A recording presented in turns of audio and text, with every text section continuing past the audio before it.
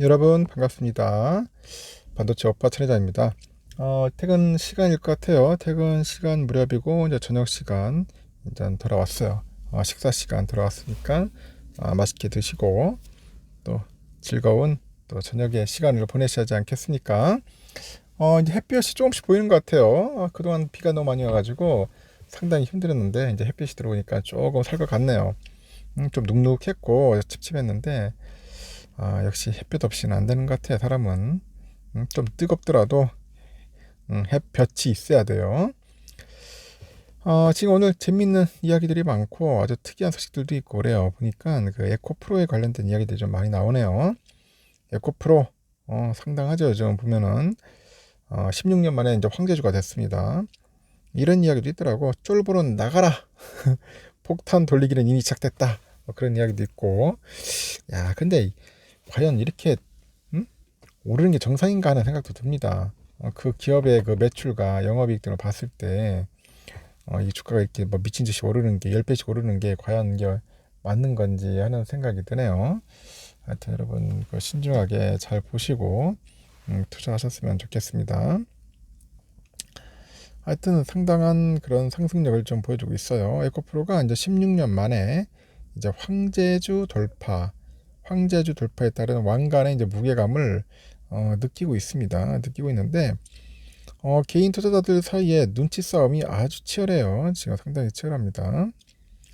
한국거래소에 따르니까 코스닥에서 그 에코프로가 전날보다 0.09% 내려서 111만 7천 원에 거래를 마감했어요. 111만 7천 원.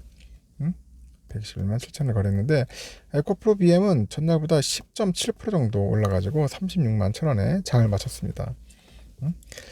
계열사 막내인 에코프로 H에는 상한가 또 찍었어요. 상한가 29.87, 82,600원에 장을 마감을 했습니다. 이렇게 에코프로는 이날 개장 초에 한때 상승세를 보이기도 했는데 단기간 황제주 등극에 따른 부담감을 떨치지 못하고 오후 들어서 낙폭을 키우다가 장 막판에 이제 반등을 한 거겠죠. 반등을 했는데 이날 오후 외국인들은 전날 에코프로에 대한 매수세를 거두고 이제 645억 정도 팔자를 기록합니다. 기관애들도 497억 정도 이제 사들였는데 개인들은 188억을 샀어요. 야, 개인들도 대단하네요. 이걸 사네 또 보니까. 개인들은 그 에코프로 주가에 대해서 아름다운 숨고르기다 버티것을 권유하는 것 같아요.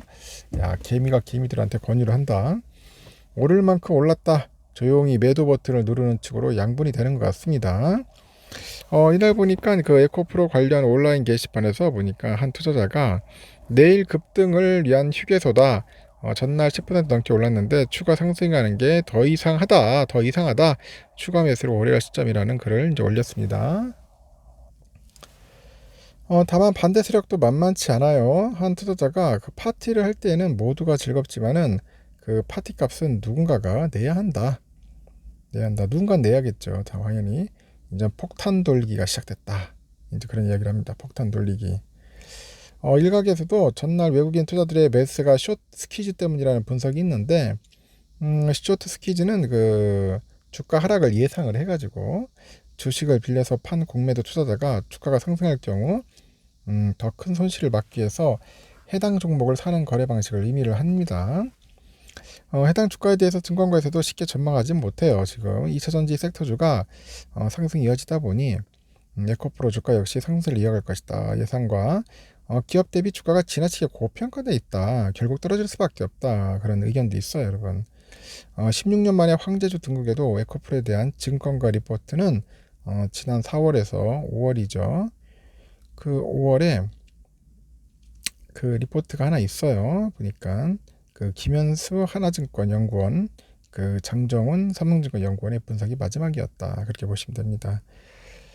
10배 이상 올랐어요. 10배 이상 올랐고 급격하게 올랐고 무조건 실적이 이렇게 가지는 않을 겁니다. 여러분도 아시다시피 2차전지라는 게 차를 파는데 아직 전기차가 그렇게까지 뭐 급상승하고 판매량이 막 계속 늘어나지는 않을 것 같고요. 당분간은 어느 정도 뭐 숨고르기도 들어가겠지만은 조정도 한번 올 수 있습니다. 그래서 제가 볼 때는 차익 실현하는 개미들이 오히려 더 현명하지 않을까 하는 생각도 듭니다. 그래서 여러분들 잘 판단을 하셔야고요. 일단은 그 에코프로미엠하고 포스코 케미컬, 코스모 신소재 등 양극재 기업들이 이제 주가가 고공행진하고 있죠. 이런 상황에 주가의 단기 조정 시기가 다가오고 있다는 그런 또 경고음도 있어요. 경고음도. 양극재 수출액이 4개월째 하락 추세를 이어갑니다. 그래서 오는 3분기 양극재 가격이 저점 수준에 이르리라는 그런 분석도 있어요. 지금까지 2차전지 섹터를 주도해온 양극재 기업이 오는 3분기 잠시 숨고르게 될 거라는 예상이 되다 보니까 같은 섹터에서 상대적으로 이제 투자자들의 관심이 덜했던 폐배터리 쪽으로 이제 관련주가 도약하지 않겠냐, 뭐 그런 이야기들도 들리기 시작한답니다. 일단은 에코프로비엠하고 포스코 퓨처엠이 이달 들어서 44.9%, 35.9% 올랐고 같은 기간 LNF가 14%, LG화학이 3% 상승을 했어요.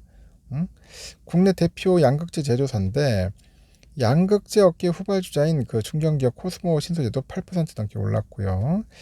양극재는 배터리의 용량과 출력을 결정하는 핵심 소재인데 글로벌 전기차 수요 확대 전망에 투심이 몰린 영향이고, 근데 전문가들은 양극재 기업의 주가가 단기적으로 조정될 가능성이 매우 크다고 강조를 합니다. 최근에 여러분들 아시지만 단기간 너무 과도할 정도로 주가가 급등세예요. 근데 지난 2분기부터 양극재 수출량하고 가격이 모두 좀 하락하고 있습니다. 하락하고 있다. 한국무역협회랑 그 하나투자증권에 보니까 지난 6월 국내 양극재 수출액하고 수출량이 각각 전월 대비 한 12%, 7% 줄어든 10억 4천만 달러 그리고 2만 2천 톤을 기록을 했고, 이에 따른 양극재 수출 가격도 킬로그램당 47달러로 전월 대비 7.2% 하락을 했어요. 양극재 수출량은 지난 3월 이후 꾸준히 줄어서 최근에 1년 내 최저 수준입니다. 양극재 수출이 부진한 데는 세계에서 가장 빠른 속도로 전기차 시장이 성장하고 있는 유럽에서 전기차 수요가 예상보다 더디게 증가하고 있기 때문이라는데, 미국의 그 얼티엄 셀즈의 램프업 효과가 지연되고 있는 데 따른 영향도 있고, 그 엄티엄 셀즈는 20년에 LG 엔솔의 그 미국 미시건 법인하고 GM하고 이제 50%씩 지분을 출자해서 설립한 합작사네요. 출하량 그 둔화 시그널이 보이는 상황인데 2, 3분기 주요 양극재 기업의 실적이 예상치를 하회할 것으로 예상하면서도 최근에 주가 급등으로 높아진 밸류에이션 부담도 높아진 상황이고요.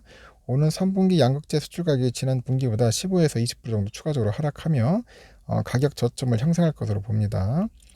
수익성은 4분기 재차 회복되겠지만은 양극재 기업의 주가가 단기적인 조정을 거칠 가능성이 높다. 그런 이야기들이 들리기 있습니다. 그리고 원달러 환율의 하락세를 감안할 때 오는 3분기 양극재 업체의 실적 변동성은 2분기 대비 더욱 확대될 수 있고요. 이들 업체의 중장기 성장성은 여전한데 최근 높아진 그 밸류에이션과 판가 하락에 따른 단기 실적 변동성 확대를 염두에 둬야 한다고 합니다. 이에 양극재 기업이 잠시 주가 조정을 거치는 동안 2차전지 섹터에서 이제 폐배터리 기업의 주가가 도약할 것이다. 뭐 그런 이야기가 있는 것 같습니다. 요즘 또 폐배터리 또 계속 빨아대고 있는 것 같은데 하여튼 그런 상황이라는 겁니다. 하여튼 뭐든지 뭐 과도하게 몰리고 급등하고 그러다 보면은 한번 조정받게 돼 있습니다. 이제 그런 부분들을 참고하시고 차익 실현할 때는 현명하게 차익 실현하시고 아니면 또 새로운 또 종목도 한번 발굴해 보도록 노력해 보시기 바래요. 삼성전자 투자하는 분들 삼성전자 해도 되는데 혹시 자기들이 하고 싶어하는 거 있으면 공부를 하세요. 공부하시면서 뭐 이 종목 저 종목 하면서 한 5개 정도 이내로 여러분들 투자하시면 괜찮을 것 같습니다. 일단 여기까지 하겠습니다. 저녁 맛있게 드십시오.